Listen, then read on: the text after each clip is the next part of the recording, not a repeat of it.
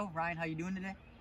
Pretty good. This is On Deck, Episode 2, the show partially named after a wiffle ball term, but because we're also doing the show on a deck. So Ryan, we've had a couple last exciting games here. You guys had a game with the Mid-Atlantic Mustangs. That was probably the best game we've had all year, 4-3 win for you guys.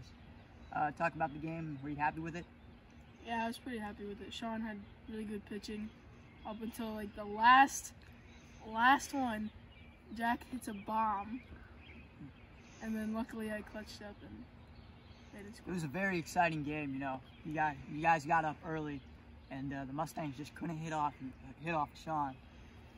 Yeah. Paul Cacalores, though, called the home run. If you go and watch the video, just before the at-bat, pretty sure Alex kept it in. He called the home run. Everyone goes nuts. You know, the Mustangs have all the momentum in the world. You know, you think, oh man, they're going to come back and they're going to walk it off. But you come in and say, you shut the door. Yeah. Those were some good pitches. Only 4 runs, though. Were you happy with the offense? No. Sean had good offense. I just He did hit 2 home runs. Yeah, I just couldn't hit. Talk about your opinion on the Mustangs taking on the Seals. Another blowout win for the Seals. They don't have a pitcher. 23-10. It was not pretty, you know. Once a again, Cacalores and Streb just teed off. Yeah, and the entire they game. Can't, like, Big problem was, you know, it was the second game of a doubleheader. Keys was very good, very solid in his first game, and actually Ager was too. There was a lot shorter of a leash, though, on Ager. He only pitched to, like, 2 batters, because then Trenton Mice showed up. You know, we thought he was going to be a great pitcher. He struggled. And then I think Keys just got fatigued and kind of ran out of gas, and I think that was the main problem in the game. But, you know, they're 0-3 right now, so they got to turn things around quickly. Otherwise, their season could be over soon. Anyway, let's take a look today at the power rankings. Coming in at number 1 right now is the Southern Seals, because they are off to a hot start, 3-0. Best offense in the league with Cacalores and Streb. Those guys continue to just rake. Actually, their second game, they didn't hit a home run, but they got right back on track and had a lot of home runs in today's game, or in the previous game. Averaged 19.7 runs per game. That's the highest in the league. What's your opinion on the Southern Seals so far? Pretty strong team. I think we're going to struggle against them, but I feel like it's going to be a close game.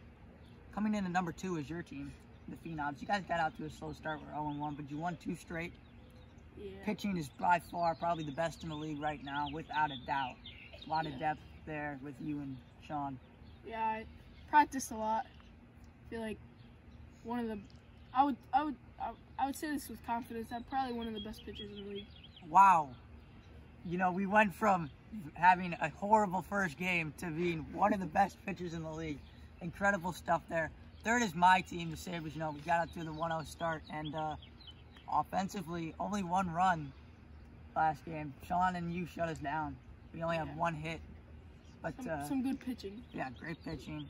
You know, we're looking to turn it around. And then coming in last, the Mid-Atlantic Mustangs. All right, so we're going to go to our special guest today. Our special guest is Sean Reynolds, your team captain. You're going to interview him. So I'm going to get out of here and let Sean get in.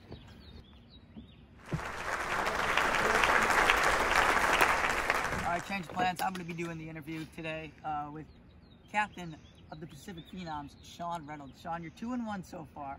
What's been your opinion on the season so far? Well, I think we got out to a shaky start off the first game with only 1 pitcher. But Ryan's worked very hard and came into one of the best pitchers in the league, no doubt.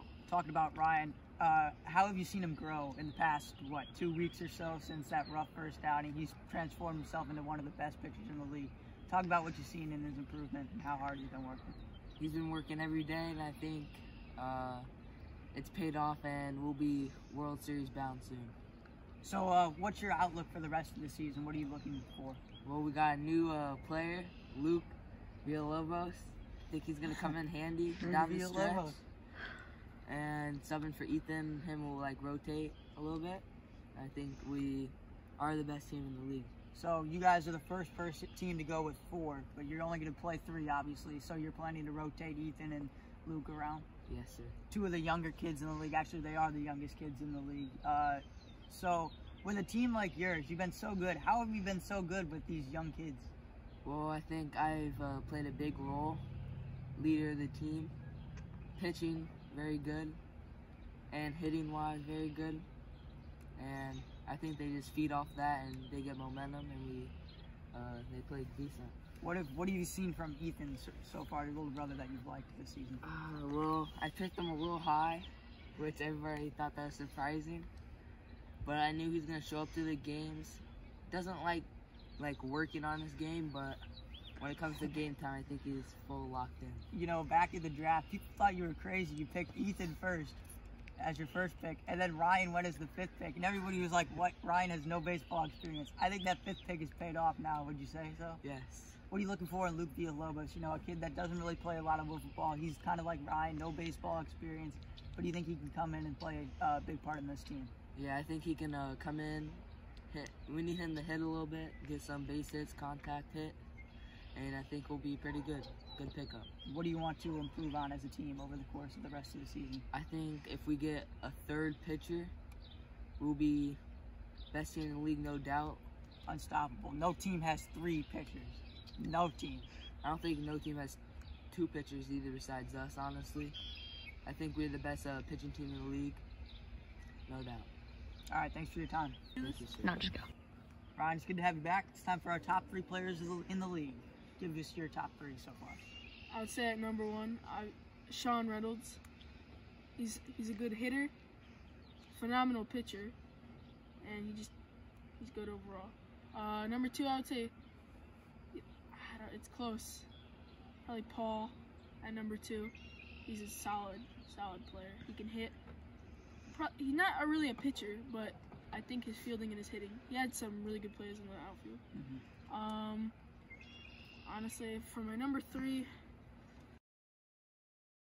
All right, so my top 3, we're going to go number 1. We're going to go with the popular pick, Sean Reynolds. Man is getting it done on both sides of the ball, offensively, defensively. Pretty sure he's like 2nd in the home run race right now. He's definitely leading the way for the Cy Young Award because the man has been virtually unstoppable on the mound. My number 2, it's going to be the same as yours. I'm going to go Paul Kakaloris. The man is, I think, leading the home run race. Like you said, not much of a pitcher. The Southern Seals don't have that great of pitching. Alex and Paul, you know, both can pitch, but they're not like superstars on the mound, but they can both pitch, so that helps. But one of the best offensive teams in the league, and a big part of that is from Kakaloris. I'm going to change it up. Number 3, he said Jack Ager. I'm going to say the man, the myth, the legend, Ryan Villalobos. You know, offensively, he struggled a little bit, but the man has transformed himself into one of the better pitchers in the league. I'm going to say top 3 pitcher in the league. He's been working hard, and he's earned that top 3 spot. So that's my top 3. Anyway, that's going to do it for episode 2 of On Deck. Like, subscribe, follow us on Instagram at IWBA_wiffleball, and we'll see you next time.